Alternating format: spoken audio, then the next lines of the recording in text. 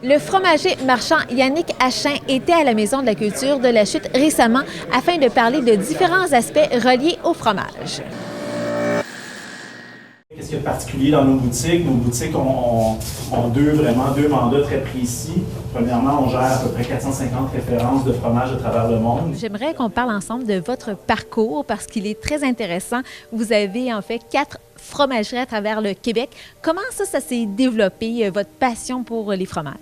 Le parcours commence il y a déjà 20 ans, ça va vite quand même dans le temps.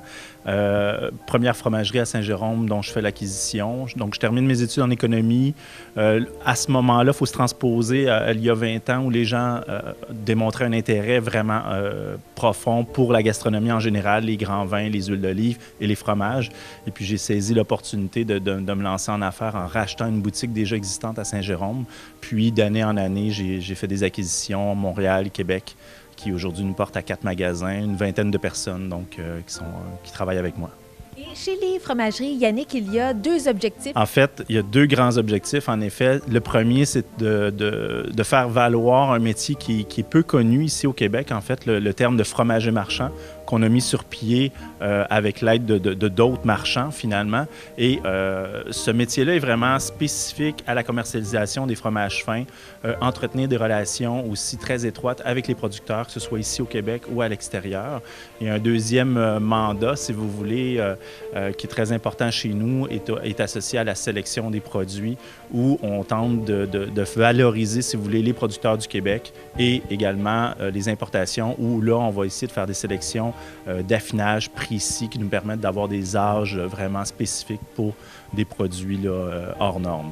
Et aujourd'hui même, à la Chute, combien de fromages les gens auront le privilège de goûter? En fait, j'ai fait une sélection de 9 produits en fonction des différentes familles qu'on retrouve dans le monde du fromage. Et puis, je me suis amusé aussi avec texture, couleur, type de lait aussi, histoire de démystifier un peu ce grand monde qu'est le fromage qui contient une diversité absolument incroyable et sans fin, en fait. Quels sont les différents types de familles qui existent? En quelques secondes, histoire de démystifier, en fait, ce qui est important de comprendre, c'est que peu importe la famille, la texture, la couleur, la grosseur du produit, il y a toujours 5 étapes de fabrication qui sont communes à tout le monde du fromage. Ensuite, on vient avec des petites distinctions dans chacune des étapes de fabrication. On vient créer ces différentes familles-là en créant des pâtes molles avec différents types de croûtage. Donc, des pâtes molles à croûte fleurie, des pâtes molles à croûte lavée. Ensuite, vous avez des pâtes semi-fermes ou donc on appelle les pâtes pressées non cuites, les pâtes pressées cuites, pour finir avec des pâtes persillées, si vous voulez, qu'on appelle plus communément les bleus. Donc, dans une version vraiment améliorée, c'est les différentes familles qu'on retrouve dans le monde du fromage. Quelle est l'histoire derrière les fromages? En fait, si on part de la base de façon simple, il faut comprendre que le fromage est tout simplement une méthode de conservation du lait. Donc, en solidifiant cette matière liquide-là, on se trouvait à transposer ou à reporter la consommation d'une matière première qui est le lait. Donc, on solidifie le produit avec un enzyme particulier, un peu de sel, et puis on obtient une matière qui peut être reportée dans le temps, consommée 1 semaine, 2 semaines, voire des mois, des années plus tard. Donc, c'était une méthode tout simplement de conservation. C'est un peu l'historique ou la philosophie qui découle de la matière qu'on retrouve aujourd'hui dans les comptoirs fromagers. Et vous-même aussi, vous êtes très familier avec les ateliers concernant les fromages. Être ici ce soir à la Chute dans votre ville d'adoption, on pourrait dire ainsi, qu'est-ce que ça vous fait d'être ici dans la ville où vous habitez?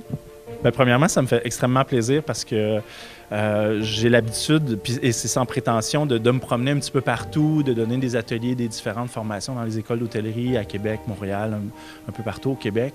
Et d'arriver chez soi comme ça à la Chute, faire salle comble en plus à plus de 50 personnes ce soir où on a dû arrêter les inscriptions, ça me fait plaisir de savoir que les gens ont un intérêt pour ce produit-là. Puis je vais essayer de livrer la marchandise.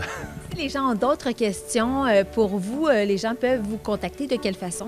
En fait, c'est très facile par le site web. Il y a un portail qui permet aux consommateurs d'avoir accès à notre fromagerie, de poser des questions. Évidemment, toujours se référer à la fromagerie de Saint-Jérôme qui demeure la maison mère, là, donc la plus proche de la Chute, où il y a des gens hyper compétents là, qui vont se faire un plaisir de répondre à toutes ces questions-là.